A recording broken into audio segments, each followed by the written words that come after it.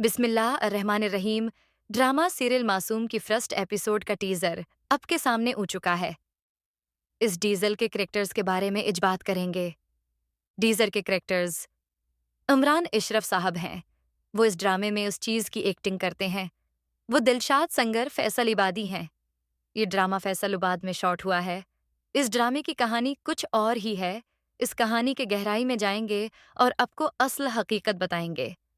अगर आप ये हकीकत जानना चाहते हैं, हमारे चैनल को सब्सक्राइब करें और बढ़ते हैं आज का उस सफ़र पर। दिलशाद संगर फ़कीरों की तरह लोगों के घर में सॉन्ग सुनाता है और लोगों से उठा और पैसे और रोटी वगैरह लेता है।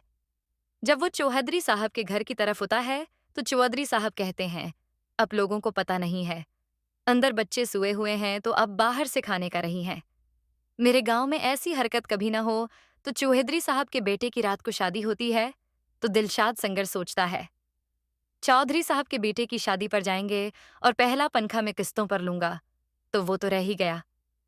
तो चौधरी साहब कहते हैं, मैं नहीं आप लोगों को बुलाऊंगा, मैंने बहुत बड़ा सिंगर बुलाया है। तो दिलशाद संगर के साथी कहता है, दिलशाद से बड़ा सिंगर कोई नहीं है, एक गाना तो सुन के देखें। इसका खाना भी नहीं सुनते और उससे मारते हैं और दरबदर की ठोकरें एक इधर से भगा देते हैं। और दिलशाद संगर कहता है, चोरी साहब एक दिन ऐसा होएगा, मैं आपको टीवी पर ऊ के दिखाऊंगा। बिस्मिल्लाहिर्रहमानिर्रहीम।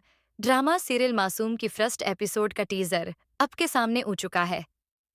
इस डीजल के कैरेक्टर्स के बारे में इज बात करेंगे। डीजल के कैरेक्टर्स इमरान इशरफ साहब हैं।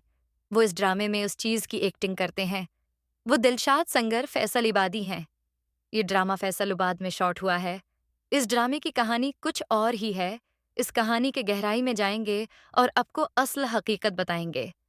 अगर आप ये हकीकत जानना चाहते हैं, हमारे चैनल को सब्सक्राइब करें और बढ़ते हैं आज का उस सफ़र पर। दिलशाद संगर फ़कीरों की तरह लोगों के घर में